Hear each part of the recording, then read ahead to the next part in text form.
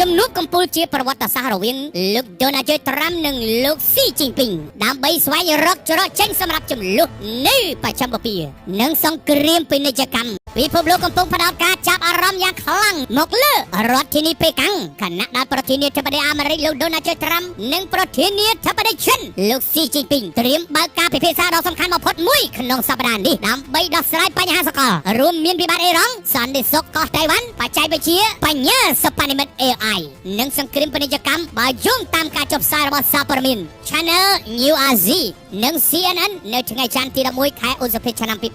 2026លោកដូណាល់ដត្រាំនឹងធ្វើដំណើរមកដល់ទីក្រុងប៉េកាំងហើយគឺនៅថ្ងៃពុធទី13ខែឧសភាឆ្នាំ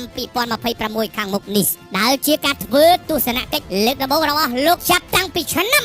2017ជំនួបរយៈពេល2ថ្ងៃគឺនៅថ្ងៃប្រហ័សនិងថ្ងៃសុក្រត្រូវបានគេរំពឹងថាជាឱកាសមាសឱកាសប្រាក់ក្នុងការស្ដារទំនាក់ទំនងរវាងមហាអំណាចទាំងពីរឲ្យមានស្ថិរភាពឡើងវិញបន្ទាប់ពីមានភាពតានតឹងខ្លាំងក្នុងរយៈពេលប្រមាណខែចុងក្រោយនេះចំណុចក្តៅបំផុតនៃរបៀបវារៈនេះគឺវិបត្តិនៅវិច្ឆិមបពាតែម្ដងពាក់ព័ន្ធនឹងប្រទេសអ៊ីរ៉ង់ស្របពេលដែលលោកត្រាំព្យាយាមដាក់សម្ពាធឲ្យចិនប្រើឥទ្ធិពលរបស់ខ្លួនដើម្បីរុញច្រានទីក្រុងតេហេរ៉ង់ឲ្យវិលមករកតុចរចាវិញនោះលោកអាប់ដុលរេសារ៉ាម៉ាន់ហ្វាស្លីបានបង្ហោះសារលើបណ្ដាញសង្គមអិចកាលពីថ្ងៃអាទិត្យថាចិនអាចដើរតួជាអ្នកធានា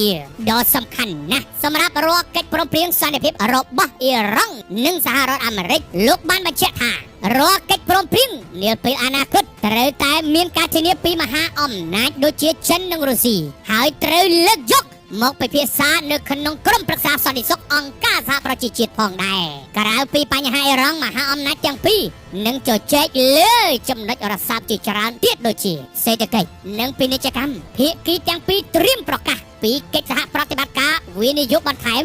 រួមទាំងការបង្កើតគណៈកម្មាធិការពាណិជ្ជកម្មដើម្បីសម្របសម្រួលដល់ការដោះដូរទំនិញចិនត្រូវបានគេរំពឹងថានឹងប្រកាសទិញទំនិញបន្ថែមពីអាមេរិកដូចជាយន្តហោះពីក្រុមហ៊ុន Boeing ផលិតផលកសិកម្មនិងធម្មពលបច្ចេកវិទ្យាបញ្ញាសិប្បនិម្មិត AI ណារដ្ឋាភិបាលលោកត្រាំបានបង្ហាញការព្រួយបារម្ភចំពោះការអភិវឌ្ឍ AI របស់ចិនហើយចង់បង្កើតយន្តការទំនាក់ទំនងដើម្បីបង្ការចំនួនដែលកើតចេញពីបច្ចេកវិទ្យានេះអាវុធនុយក្លេអ៊ែរនិងបញ្ហាតៃវ៉ាន់សហរដ្ឋអាមេរិកកំពុងជំរុញឲ្យចិនចូលរួមតុចរចាលើការគ្រប់គ្រងអាវុធនុយក្លេអ៊ែរប៉ុន្តែចិនហាក់មិនទាន់បង្ហាញការចាប់អារម្មណ៍នៅឡើយទេទន្ទឹមនឹងនោះចិននៅតែបន្តបង្ហាញការមិនពេញចិត្តចំពោះការដែលអាមេរិកផ្ដល់អាវុធឲ្យកោះតៃវ៉ាន់គួររំលឹកផងដែរថាកាលពីដើមខែមេសាកន្លងទៅនោះរដ្ឋមន្ត្រីការបរទេសប៉ាគីស្ថានលោកអ៊ីហ្សាក់ដាក៏បានធ្វើដំណើរទៅកាន់ទីក្រុងប៉េកាំងដើម្បីជជែកពីលទ្ធភាពដែលចិនអាចដើរតួជាអ្នកសម្របសម្រួល